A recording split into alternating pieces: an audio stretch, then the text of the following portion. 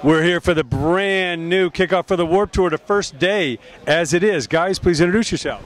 I'm Ben, I sing and play guitar. And I am Patty, and I just sing, but I bounce around a little bit. Yeah. You play acoustic guitar sometimes. Occasionally, not today. Well, I know Brighton, and I know Minneapolis via Brighton. Yeah. Now, how did you make that move? We moved over when I was 5 years old. My dad got a job transfer, and we kind of fell in love with the UK and stayed there ever since, and I've never left. And I was born there, so... So at 5, was there any adjusting needed, or just... Oh, I had no idea what was going on. I was just little. I liked Scooby-Doo and stuff. Yeah, it was all good. You know, as long as there was food on the table and a place to sleep. Video games, I was all good. I was taken care of. That's cool. So now, how did the band get together? So me and you were on the same kind of university course, college course. And we kind of knew we liked the same music. And then you knew Andy through a website. You'd audition. You'd kind of like tried to start a band. There was a site called joinmyband.co.uk, and I was like, hey, I want to start a pop punk band. Yeah. We should really start being endorsed by that website. Name drop them every time. Yeah. And we found Foley through the same site, auditioned him on drums, and eventually the whole group came together. Yeah, it took a while to like piece together. It was the three of us writing songs on acoustic guitar for a while before we found a couple of other members, but no, it worked out. What was the common chemistry? The fact that we were all really stubborn and all really picky, but in very different ways. Yeah. So we'd disagree a lot, but we knew we had like equal love for it, and it was all for the best. Yeah, no, yeah, definitely. Yeah. Okay, great. And musical heroes growing up, who were your biggest influences?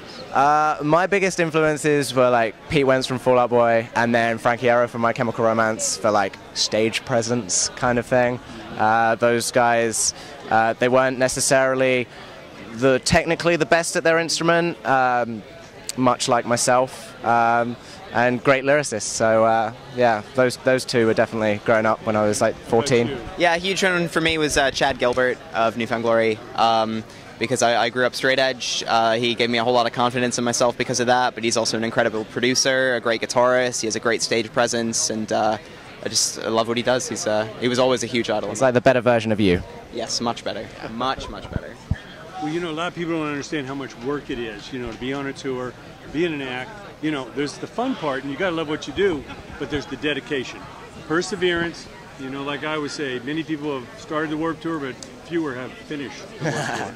You know, they bailed out. So, you know, obviously being sober or at least balanced in your life definitely helps. You know, waking up with a hangover every day probably isn't the best cure for stage. No. But, you know, what are some of the other things you guys do to keep your body and your mind in shape to do this? I've gone into this trying to be very, very healthy. We did a Walmart stop, and I got a lot of fruit. I got a pineapple that's in the fridge still. Half of it's left. I've got some oranges and apples and stuff. I'm taking vitamins. I'm drinking green tea.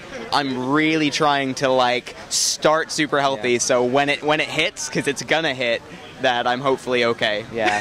See, I should focus more on like physical health. I tend to be more concerned about like my mental health on tour. So I've started doing this thing. It's an app called Headspace, which really helps me like collect my thoughts. Because on tour it can be just like, especially today, like this is so overwhelming, like the scale, the size is so new, so just being able to take like 10 minutes to just like recollect everything, and then eat some fruit. I always feel a bit better about myself when I eat fruit.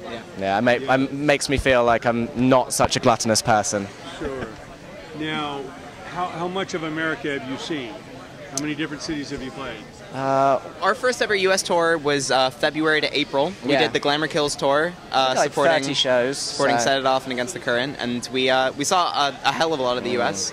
We started in Florida, drove to Seattle, down to California, to Texas, to the Midwest, and then the East Coast. Yeah. So, what are some of your favorite parts or states or cities so far? Portland. I loved Portland. I really love Seattle. I enjoyed Denver a lot. Denver was cool. It was really icy when we were there. I liked Chicago. Chicago was cool. Boston was cool. Yeah. New York I liked, but there were too many people. Yeah. Another really overwhelming place. Yeah. Very, very overwhelming. Yeah. If they could just like have less people, I'd really enjoy that city a lot more. Well, at least here in LA we're spread out. New York, we're like on top of each other. Yeah. I did really love. I didn't get to see like I guess, the touristy bit of LA. Yeah. But I got to walk around. To Venice Beach. No, haven't done any of that. We got to see some cool stuff. I kind of like going to the slightly like less well-renowned areas of cities. I feel like you learn a lot more about a place when you see the less touristy bits. Yeah, we're both big fans of the TV show The OC, so I'd love to see Orange County one day. Okay. Yeah, that would be really cool. Yeah, that would be cool. Yeah.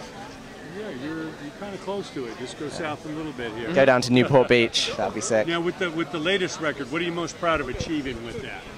What have you really feel like you accomplished? Even just writing a record, I'm really proud of. We'd never written a record before, so even just to say that we've written an album, written and recorded an album, that in itself is something I pride myself on quite a lot, to be fair. I'm really proud of the songs. I'm really proud of the words that me and Patty wrote on it. I think it definitely says a lot about who we are as a band at the moment.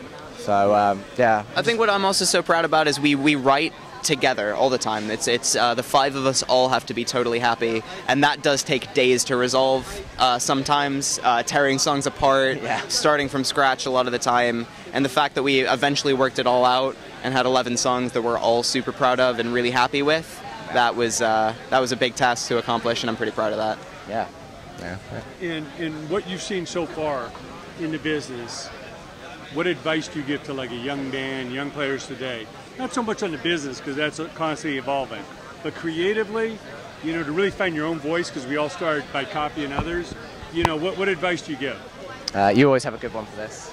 Don't expect to be good from the time you start, because you're not going to be, just like every other band. Every band is pretty awful when they start out. I mean, we were saying as well, it's like, the kids just see our record, but there was like, that's maybe 10-20% of what we wrote overall whilst we were writing that album, and the rest of it just wasn't good enough. A lot of it sucked, yeah. Like even the best musicians, and I'm not classing ourselves in that group by any means, like not everything that they write is gold.